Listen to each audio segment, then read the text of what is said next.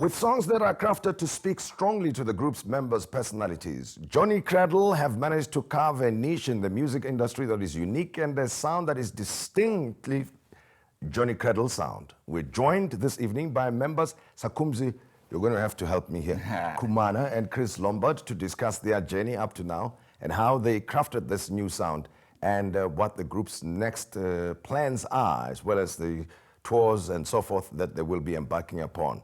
And Sakumzi and Chris, pleasure to have you guys. Thank you so much for having us. Right, I must tell you, Johnny Cradle sounds like somebody's name, right? So let's start right there before we go back to the practice of Kumani, which we'll get right. Now, the name Johnny Cradle. So the name represents the person that we all are. So the three of us, three members in the band. Yes. We have Chris Lombard, we have myself, and we have Tebuko, who plays drums. And we represent the idea of this person from whatever background you may be from. Yes. And where your path is right now to you trying to create a positive and contribute positively to society or your immediate community whilst living a normal life like everyone else. So not trying to be some, I guess, overly righteous person, but an everyday man. So if I understand you, initially I thought you were going the homo naledi route, right? Yes, that yes, maybe no. it's the homo naledi from Not at Cradle all. of Mankind. That's where I thought you are. But it's that kind of person who's doing right, making his own contributions without necessarily being the guy. The guy, yes. Not necessarily the leader or the personality, but the common guy. Yes. Who's doing right by everybody, right? Yes, right by absolutely. family, right by himself, right by the church, right by those kinds of guys. Those kind of person. Interesting, and you chose Johnny. It sounded nice, I think. Okay, Johnny Cradle. It sounds like a person, actually. Yeah. Yeah, somebody's going to be famous now. Ordinary guy who's trying to stay away from the limelight, but this time the group will put him in the limelight. Now, Kumani, how do you say it? Kumana. Kumana. Yes. So is it? We got it. I'm getting there. I told you that I'm practicing. But how is the group, how did it connect? Because Chris, you are from the Midlands of KZN, right? Yeah. Yeah, and Sakumzi, Eastern Cape, you connect how? Well, we work at the same company, and for about 6 years we've been working together. But about 2 years ago, we just thought, one long Easter weekend, let's see if we can try something else out. We both knew that we were very much into music. Yes. Saki had been doing it for quite a while beforehand, as Johnny Cradle. Yes. So we just tried to give it a go, and it was really successful. And connected. Yeah, perfectly. Well, it was not a Christmas party type inspiration. You know how it is at Christmas parties, and somebody Wasn't feels that that, festive, no. hey man, you sang the loudest, you are the happiest, I just love your style. Why don't we take this Christmas party to another level? It was more like a connection of, I guess, our mutual vibes. And Yes. it just worked, both as people and our musical interests. It just blended very well, and we But music went is a ahead with very it. personal thing as well, besides the talent, right? And as I suggested at the top of this interview, that you bring your own personalities into how you put the music together. But is that in a lyrical form or in the music pattern, in the type of music that you play?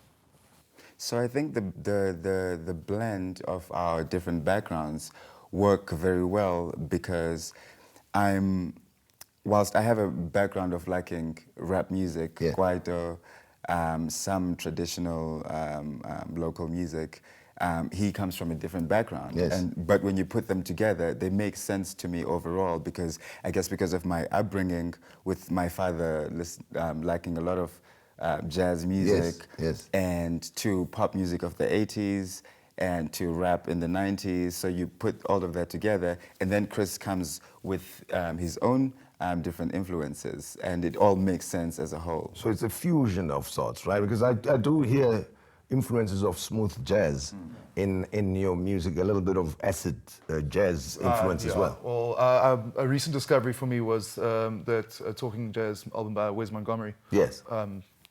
Just really great. But I mean, just to add on to what Sakumzi is saying, is that it's almost as if we haven't changed how we play or what it is that we bring or our approach or anything like that. It's purely like a contextual kind of thing. It's like the two of us together, and Tebogo, you know, on drums as well. It's that combination. Express yourself. Yeah, that's the Express mix, yourself as individuals and fuse it and become Johnny It's Cradle. weird how that tessellation is just so, you know, it's perfect. Now, Johnny Cradle, how does he speak for himself in the music? Where's Johnny Cradle in the lyrics? Is he there? He's or everywhere. well, it has to be he. After all, it's Johnny. So is he there? I would like to think so, in different forms. One day he's very happy and Yes. bright in one song. The next song he's sad because a lover broke up with him. Yes. The other song is out partying, trying to Yes. get over that loss. Yes. And another song is trying to uplift himself and the people around him. So he's represented fully. I have a sense, having spoken to so many musicians in recent times and continuing to talk to them, that it seems to me that South African musicians in particular, and probably it's the same around the world, are under pressure to confine themselves to specific genres, the trends of the time. Now you are sort of taking a risk of sorts to play outside the popular genre. How do you feel about that, Chris? I don't feel it's taking a risk at all, Tim. I think what we're doing is honest. And I think that's really the only surefire way of getting something across. Yes. That is not only effective, but, you know, relatable. Well, it makes you stand out most definitely, Yes. at least, you know, as a group apart. But I think yeah? I agree with you that a lot of South African bands or musicians feel that pressure to conform to some kind of, you know, almost like a foreign policy or like some kind of offshore sensibility, if you Yes. will. I don't particularly agree with it. I think it's stifling, and I think one of the things that makes our band, you know, as impactful as it is that we don't really pay attention to that. We just But make music we here's like. the point, which sometimes I think musicians are put under pressure to conform or play according to a trend, is because of the way music is playlisted by radio stations. That they play a particular sound, and then you've got to try and come up with something that can be playlisted on a particular station. And an approach by Johnny Cradle, for instance, might confuse the music compilers of radio stations. How have they responded to your music? So that we've come across that recently, I guess in the last year and a half, trying to get one of our songs, Uleti, playlisted. So obviously we got rejected specifically for that reason, Yes. because they don't necessarily know how to place it. So I guess our response would have been to trying to craft something so that we can get, but that's not really natural to us. We'd rather play to what we find natural, and we'll be happier doing that. And right now, we play shows every week and we connect with the people rather than trying to connect with industry gatekeepers. So Sure. we'd rather connect with the people, play live music. So at least the audiences now, the people to whom this music is intended, are responding positively. So tell me a bit about your typical audiences at your shows. Where are you booked the most? Well, we've had quite a mixed kind of, you know, thing happening. I mean, there's no.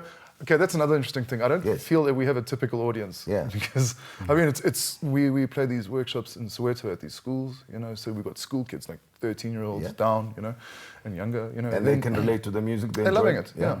And then I mean, we often play around Maboneng and, you know, in town and places like that to, you know, the younger, early adopter crowds.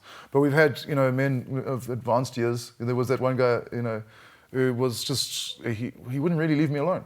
He just loved the music so much. He Yes. left a nice little voice note for us and everything. Yes. Yeah. Yeah. So it's quite a mixed bunch of people. So in a way, you're breaking new ground, I suppose, you know, as much as there may have been one or two groups along the way that have succeeded in doing that. But hey, this is South Africa, man. Everything is compartmentalized. As much as we're trying to have it integrated and leave it to personal preferences and choices, there's still a group thing going on. Yes. So now you probably appeal to those who are too individualistic, who see themselves as individuals first, I suppose.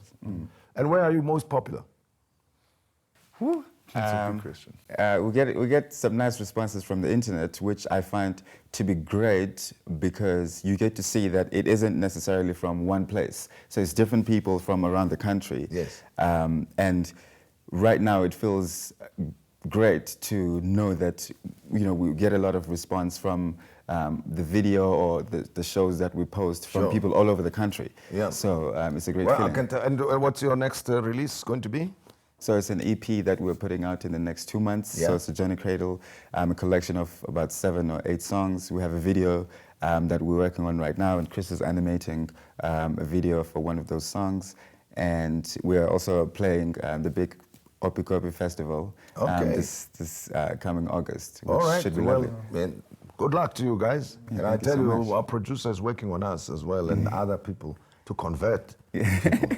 You've got a champion here, Tsolo. Yeah, thank you so much. She's working on converting everybody and saying, you've got to hear. We appreciate Anyway, it. Sakumze, thanks very Thank you much. so much. And good luck to you, Chris. Everything of the best. And there you are, Ordinary Man. That's Johnny Cradle. That's what he's all about. And of course, when he's up, down, feeling sad, happy. The music is all about that. Don't try and place it. It will confuse you. That's what I tried. And I tied myself in knots in no time. But I'll still make an attempt and suggest that it's in the genre of acid, smooth jazz vein, even though it's got flavors of other kinds of music. That's how we come to the end of the show, and we hope you enjoyed the interview with Johnny Cradle. Until next time, good night to you.